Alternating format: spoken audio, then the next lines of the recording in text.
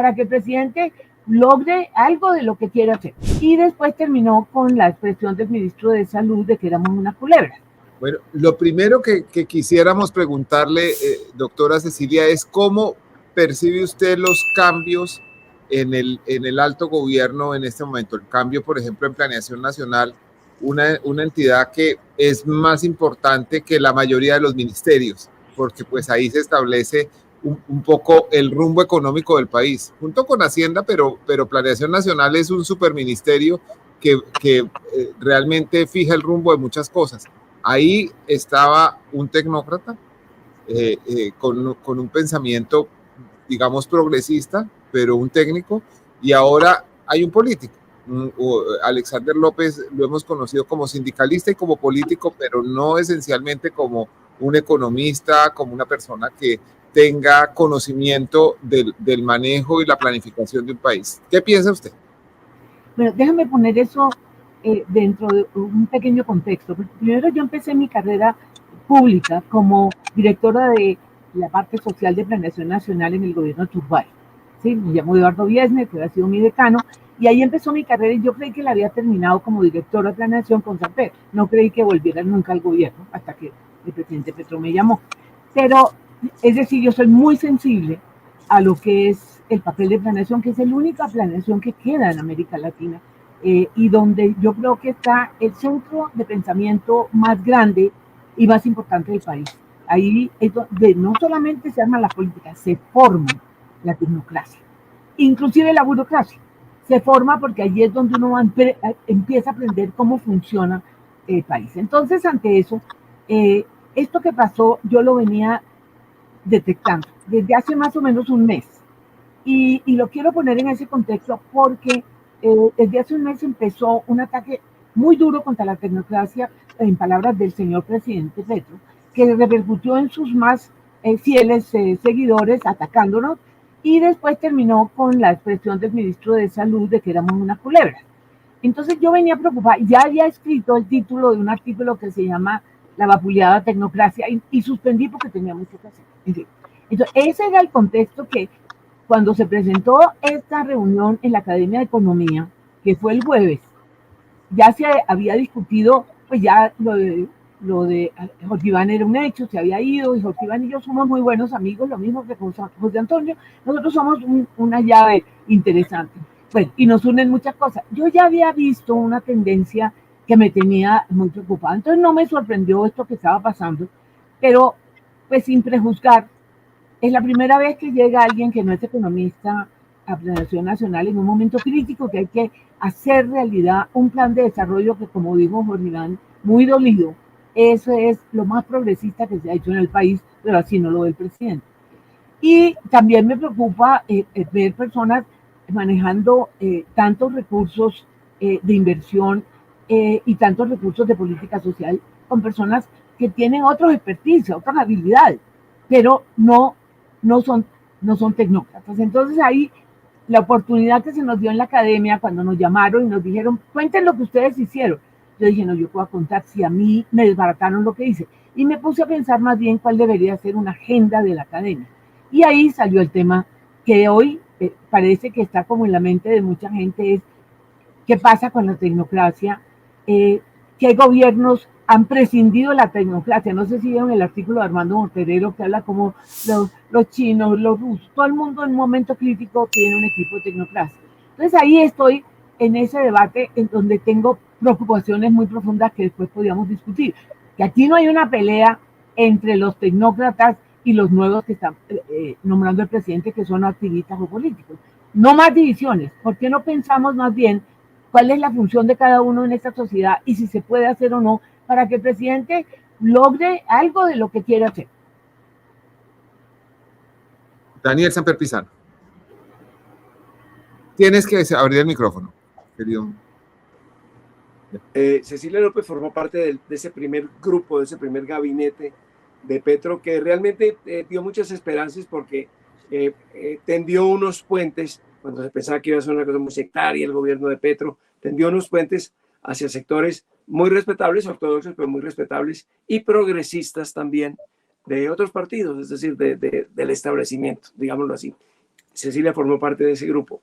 Lo mismo el doctor Ocampo y otros más. Hubo un momento de ruptura terrible que sorprendió a todo el mundo, empezando por ellos. Yo le quería preguntar a ella, ese primer gobierno, que no sé si alcanzó a durar un año, esa coalición donde estaba participando usted, Cecilia, ¿qué nota usted, qué diferencia ve usted entre ese gobierno y lo que puede apreciar ahora? Quiero decirte que para mí ese gobierno no tiene nada que ver con este gobierno.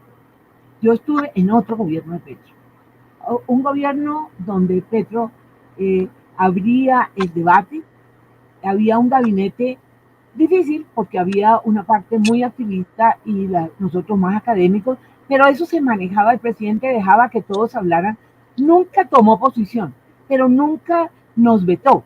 ¿Sí? Yo inclusive creo que José Antonio y yo llegamos a decir cosas muy duras, entre otras porque éramos muy pocos los economistas. Sí, inclusive una vez nos enfrentamos con la ministra de Vivienda, que también es economista, que nos acusó de que nosotros teníamos otra tendencia, pero yo tuve muy buenas relaciones con ella. Inclusive las dificultades de José Antonio con Irene, mis dificultades con medio ambiente, porque yo fui ministra de medio ambiente, pero eso se manejó dentro de un ambiente un poco distinto. Quiero decirles que sí, era distinto. Yo veía que esa solemnidad del Consejo de Ministros que me tocó en los 5 gobiernos anteriores se perdió. O sea, había ministras que se paseaban y yo decía, ¿cómo se pasean en el Consejo de Ministros? Otras que llevaban medio comiso. O sea, la solemnidad que yo le tenía al Consejo de Ministros se ha perdido, pero el ambiente era amable. El presidente no tomaba demasiadas decisiones al final, pero escuchaba y me parecía que era otro gobierno. Ahora, yo sentí que me dejaban hacer lo que yo tenía que hacer, con dificultades sin duda. Tuve mucho problema en nombrar gente. A mí me impuso Gerardo Vega, impuesto así, no tuve nada que hacer en lo más importante que tenía. Y yo logré con Gerardo decirle, o nos matamos o trabajamos. O sea, y me impuso también a quien manejó el indígena, que también con él tuve muy buena relación. O sea, había un ambiente difícil, pero había debates interesantes, aunque teníamos posiciones distintas y a veces con temas que los otros no manejaban, era un ambiente mucho más amable. Ese gobierno, para mí, no es el que yo estoy viendo ahora. Sí, porque con ese gobierno, es decir, en ese momento de ruptura se van usted, se va Alejandro Gaviria, se va Ocampo, y se van todos esos políticos o líderes políticos que también representaban el centro, pues la centroizquierda por lo menos, no solamente a la tecnocracia. Yo quisiera que en este nuevo gobierno, que no tiene nada que ver con ese, como usted lo dice, usted se anime a hacer un pronóstico. ¿Qué cree que va a pasar? Es decir, ahora con todos estos nombramientos de personajes que son mucho más activistas que preparados, ¿hacia dónde vamos? ¿Hacia dónde va el gobierno? ¿Se va a radicalizar cada vez más? ¿Cuál es su pronóstico de lo que viene? Mire, no puedo negar que estoy terriblemente preocupada. Y estoy terriblemente preocupada por algo que dije. Yo soy una convencida, como lo es José Antonio, como él es Alejandro Gaviria, como es Jorge Iván, que el cambio en este país sí se necesita. Por eso entramos al gobierno. Y me duele que el presidente no hubiera valorado que nosotros no entramos por hacer amigos de él, ni por haber compartido la campaña con él. No, entramos por el proyecto, por el cambio. Entonces, lo que a mí me preocupa es que ese cambio que se necesita, aquí no podemos seguir siendo, lo repito hasta el cansancio, un país de ingreso medio alto, con un Gini de 0.55, peor que el de Brasil, ¿sí? Con una economía que no logra exportar lo que toca, que dependemos del petróleo, con todos esos problemas, con una desigualdad gigantesca regional, de género, de etnias, lo que quiera. Entonces yo sí creo en el cambio y nosotros creemos en el cambio. Lo que a mí me preocupa, más que cualquier otra cosa, es que si a Petro le va mal, el cambio lo asocian a ese fracaso del gobierno. Y ahí no más cambio. Y volveremos a gobiernos de derecha, de extrema derecha. Eso es lo que a mí me preocupa. Por eso yo quisiera que el presidente Petro entendiera que esto lo estamos haciendo por ayudar a que miren dónde hay problemas, pero nos dieron ya como enemigos, somos culebras. Yo que les tengo pánico a los culebras. En todo caso, las culebras y las ratas, nos falta que nos digan ratas y ahí sí ya estaríamos en lo último, pero mi afán, ahora yo sí estoy preocupada. Estoy muy preocupada porque, mire, los activistas son importantes. Yo he visto a Susana y a Susana le dije, Susana, aprende economía. tú eres una gran activista, eres una convencida, sabes de medio ambiente, pero tienes que entender los límites económicos de hacer muchas de las cosas que los activistas quieran. Mira lo que está pasando en Europa con la exageración que se les paró todo el sector agropecuario. Tienen tractores en todos los sitios de los gobiernos.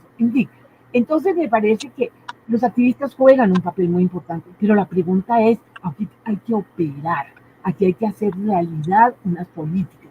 ¿Los activistas están preparados para eso? Los activistas están preparados para otras cosas. Como si a mí me ponen de activista, soy un desastre, ¿sí? Porque empiezo a contar las cosas que no son el desastre. Pero yo sí hice una carrera, como lo ha dicho José Antonio, todos los demás, la ha dicho Alejandro, de tratar de valorar el conocimiento y no sacrificarlo por ideología, sino tratar de hacer realidad unas políticas para beneficio de la población. Esa es la definición de la tecnocracia. Entonces, cada uno en su sitio. Pues a mí lo que me preocupa es que este desprecio, es que el presidente nos dijo, ¿cómo fue la palabra? Supuestos tecnócratas. Yo he tenido que agarrarme del techo para no contestarle directamente, porque esos supuestos me ofenden. O sea, ese trino es para discutirlo, porque entonces no, yo soy tecnócrata, pero soy demócrata, ¿sí? Y además, ¿qué es la otra? Y soy pueblo, ¿o no? ¿Usted no se siente pueblo?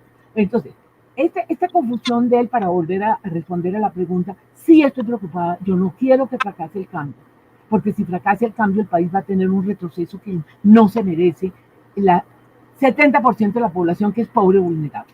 Con eso le digo.